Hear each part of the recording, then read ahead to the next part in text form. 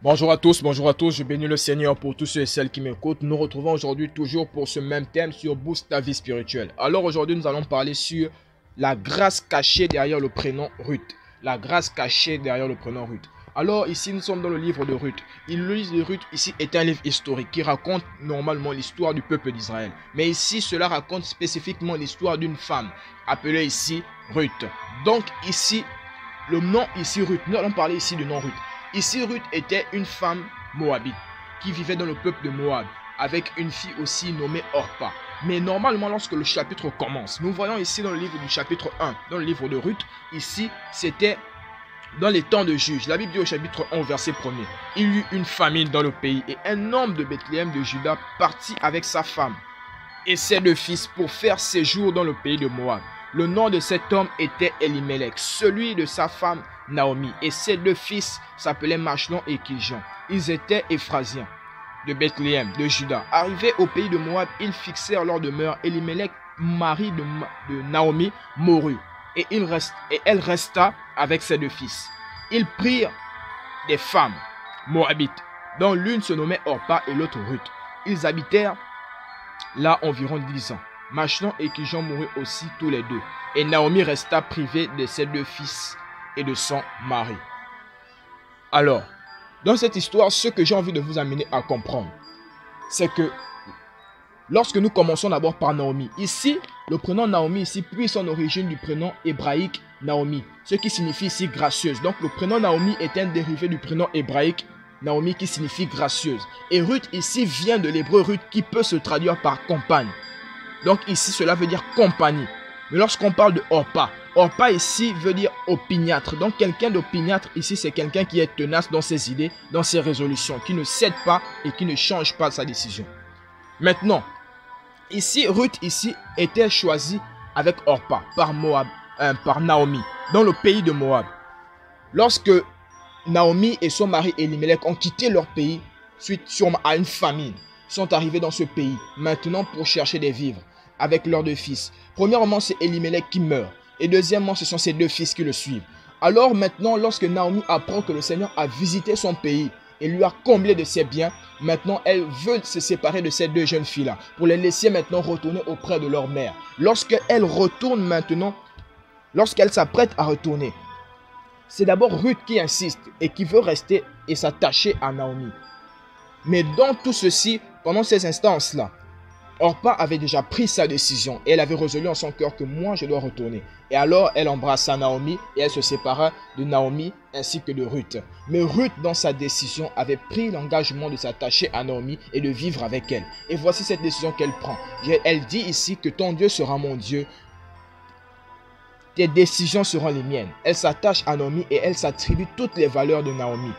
Et elle dit ensuite que le Seigneur me traite dans toute sa rigueur si autre chose que la mort m'arrive à me séparer de toi.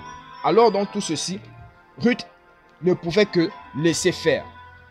Et elle prit Ruth et s'en alla avec elle dans ce pays de Juda. Arrivé dans ce même pays, la Bible dit que toutes ces personnes qui ont eu à recevoir Naomi étaient dans l'affection.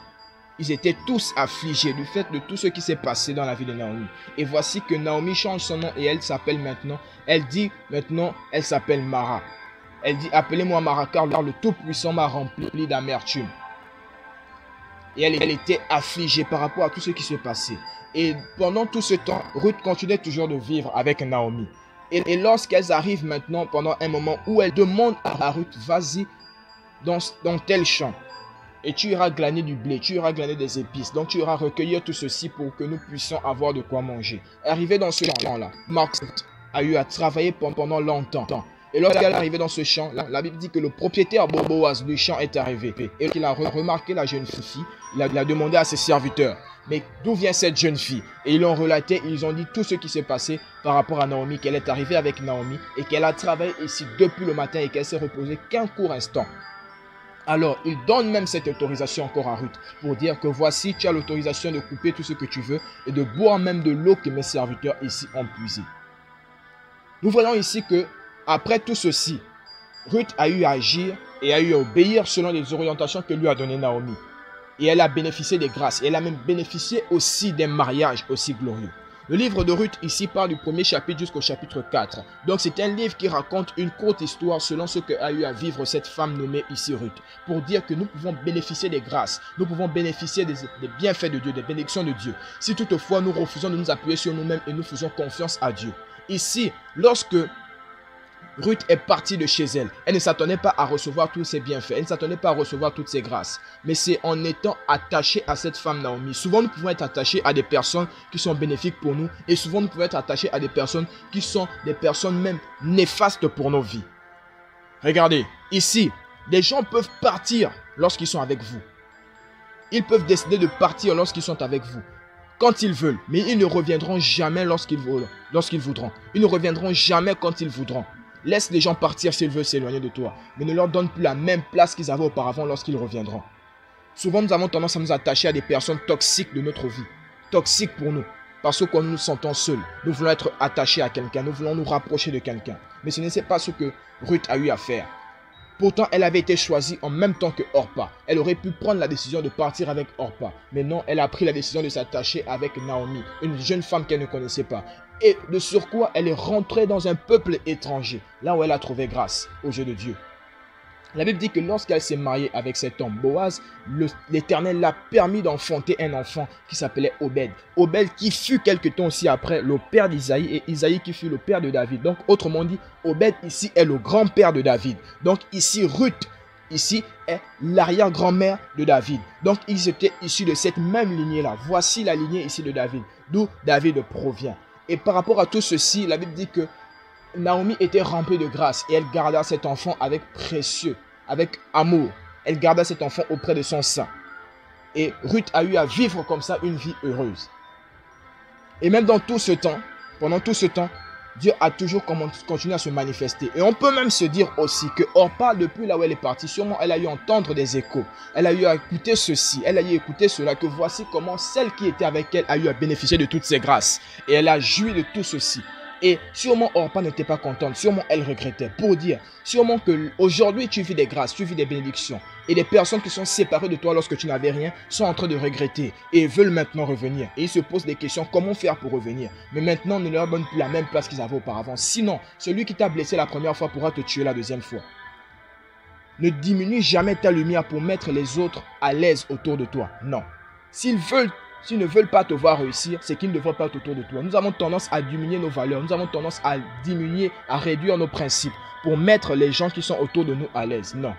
S'ils ne veulent pas te voir briller, c'est qu'ils ne doivent pas être autour de toi. Arrêtons de nous voiler la face. Le plus souvent, il y a des personnes qui ne sont pas destinées pour nous, mais nous les attachons et nous leur mettons une bonne place dans notre cœur. Et des fois, Dieu regarde ces choses et il est mécontent de nous. Regardez la vie qu'a eu à mener Ruth. Elle est quittée de son peuple et elle s'est attachée à une femme qu'elle ne connaissait pas. Donc, elle a agi selon la signification de son nom, qui veut dire compagne. Elle est restée aux côtés de Naomi comme compagnie. Regardez, quand la lumière qui vous guide est divine, même les assauts des gens jaloux qui veulent vous détruire se transforment en chance. Toutefois, il y avait sûrement des personnes qui ne voulaient pas sûrement que Naomi, que Ruth puisse avoir ce genre de vie-là. Sûrement, elle était convoitée par plusieurs. Mais pour dire que lorsque c'est Dieu qui vous guide, même les assauts des gens qui sont jaloux, qui veulent vous détruire, se transforment en chance. Donc, toutes ces circonstances que les hommes, que des gens ont eu à créer pour vous détruire, tout ceci se transformera en chance dans votre vie maintenant au nom de Jésus.